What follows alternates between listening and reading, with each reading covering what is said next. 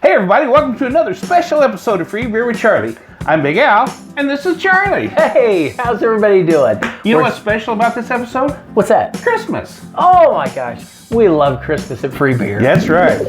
There's something about this time of year I get so excited about. It seems like everybody's happier, everybody's in a better mood, and I love that because it seems like we go through 51 weeks of the year, and people then finally we remember.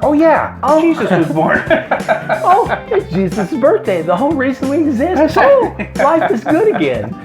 So it's a shame it's just at Christmas. Yeah, I know. But anyway, we're going to enjoy it. Yes, we're going to enjoy it. If we're going to sing a song, what one should we sing? Jingle Beers or? Oh, Jingle Beers. I don't know. I was trying to think of something. Snow White and the 7 Beers? That's not Christmas. Oh, it's not. How about the 12 Beers of Christmas? All right, that sounds good.